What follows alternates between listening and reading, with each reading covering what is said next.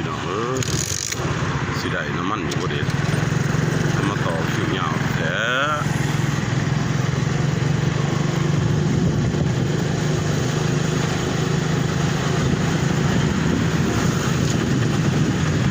30หมอดปั๊มมัน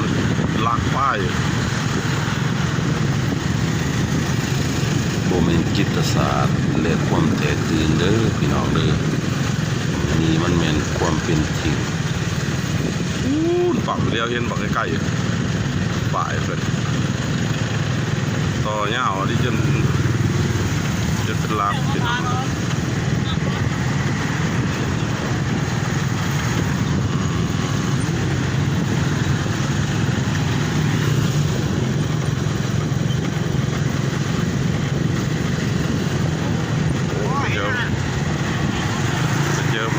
ซ้ายโอ้ตายเวทบาทสิได้น้ำมันอยู่บริเวณต่อยาวปันยังบุสุด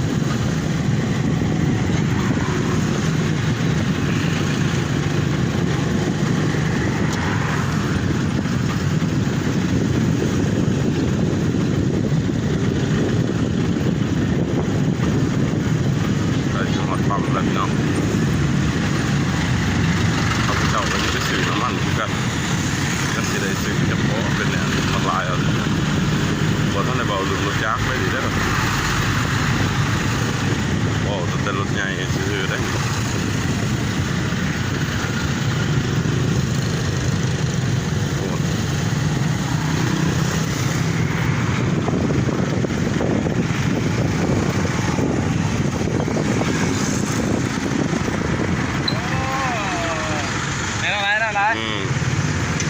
ข้างแรก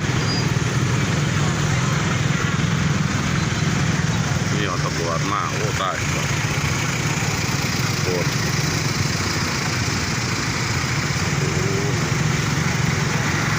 มันสีได้อีกบ่แหละพี่น้องเอ้ยน้ำมันแต่4 โมงแรกเนาะ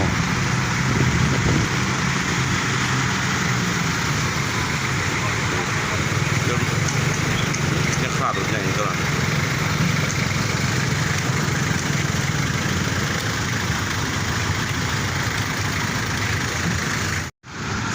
ราคาน้ำมันพี่น้องเอ้ยใช่แล้วว่าจะ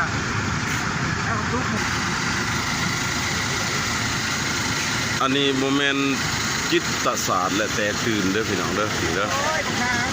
นี่โมเมนต์มันเป็นในนี่โมเมนต์และจิตศาสตร์และแตกตื่นนี่เพราะว่ามันอีลีอีล้อเลยนี่ความเป็นจริงแหละเด้อโอ้ครับนี่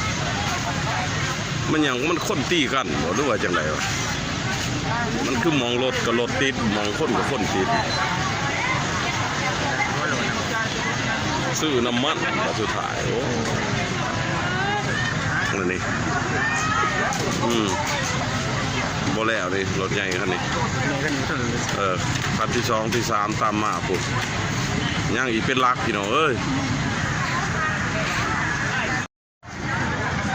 โอ้ยพี่น้องเอ้ยมาตั้งแต่4 โมงจน6 โมงครึ่งป่านนี้ยังไม่ทันได้ใส่อยู่น้ำมันนี่นะ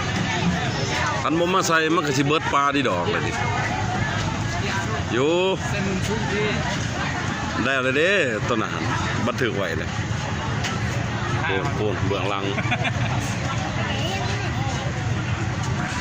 ป้านนี้ก็ยังบ่ทันได้แล้วนี่นะ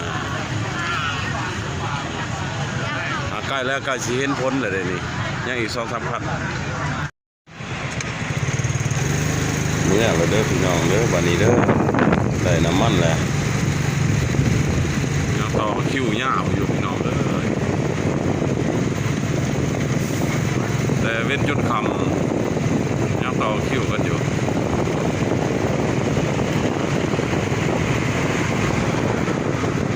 ความยาวเป็นหลักต่อสิต่อหลาย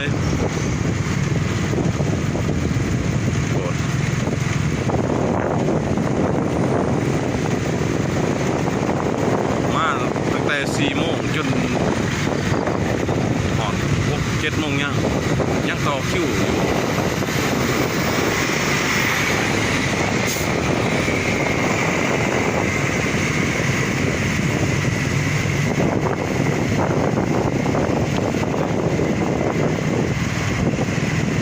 าทสุดท้ายรถเมล์มาข้าพเจ้าก็ห้าก็ได้2 ตู้